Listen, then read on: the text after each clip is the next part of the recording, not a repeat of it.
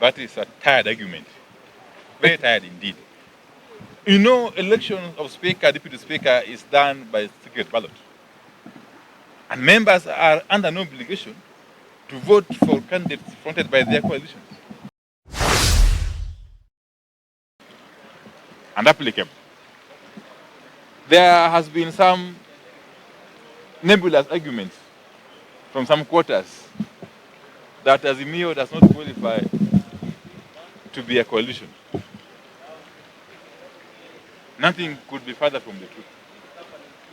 Because as we recall clearly, we did make amendments to the Political Parties Act a few months before we adjourned at the tail end of the 12th Parliament. The import of those amendments is that room was now created for a coalition party to be able to field candidates on its own, in addition to being a coalition of parties in the way we know it.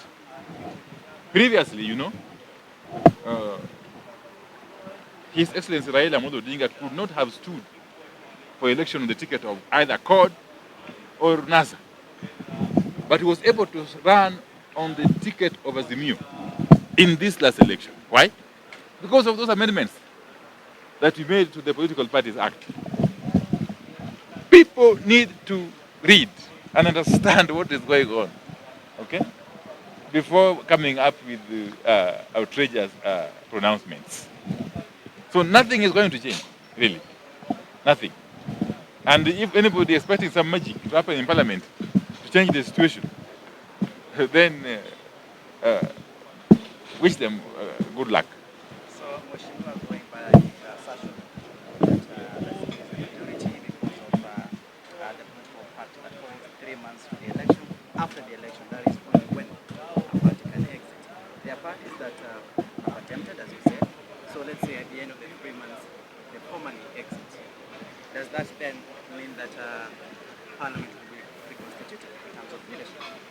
If by any chance some of the constituent parties of Azimio procedurally eventually exit, then we shall deal with that situation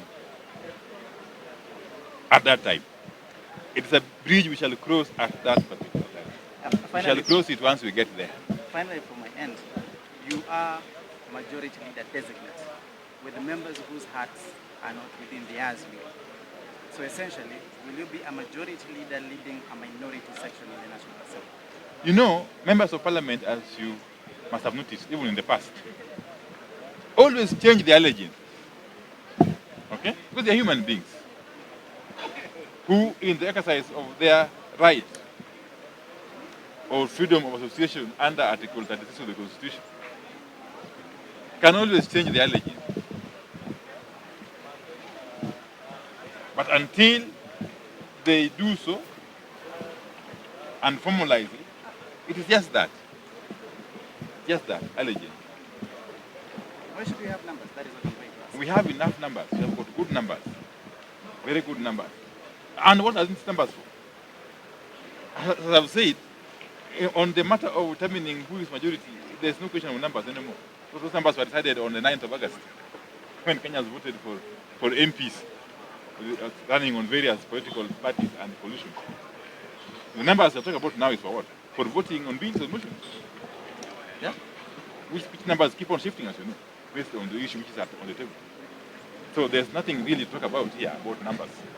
Yes, the matter of our status is settled. We should actually settle quickly as a house and continue with the business of the house. That is my advice. Yes. So, and I hope the Speaker will, of course, do what is required of him. You know, we live in a country that is governed by the rule of law. And indeed, Article 3 of the Constitution makes it an obligation for every Kenyan citizen to uphold, respect, and defend the Constitution. You know that. And we are also required under Article 259 of the Constitution to interpret this Constitution in a manner, among other things, that will advance democracy, rule of law, and good governance. Anything outside that is not acceptable. You're saying if the speaker rules otherwise, you challenge that decision in the court? I cannot contemplate such a situation.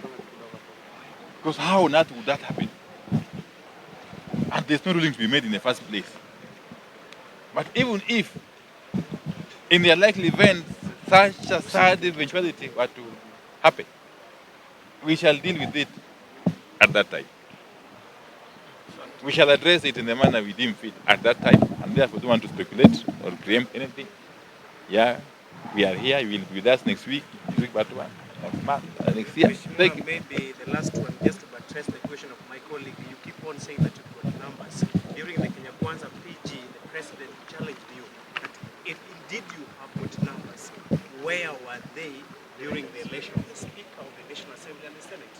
That is a tired argument. Very tired indeed. You know, election of Speaker, Deputy Speaker is done by secret ballot. And members are under no obligation to vote for candidates fronted by their coalitions. You know that. And that's why coalitions campaign. There are members of Kenya Kwanza who might have voted for Azimio candidates in that election. It's possible. And vice versa. Okay? And it so happens that after our campaigns for those two positions, the results came out to be what they were. It means we did campaign better than the other guys. And that is the reality of life. So that is not anything to dwell on, really. That is looking at things in a simplistic manner, okay? Very simplistic manner. Those numbers can change even tomorrow, you know that. If we are to have another vote in the House, we'd have a reverse situation. Yes. Thank you very much, guys.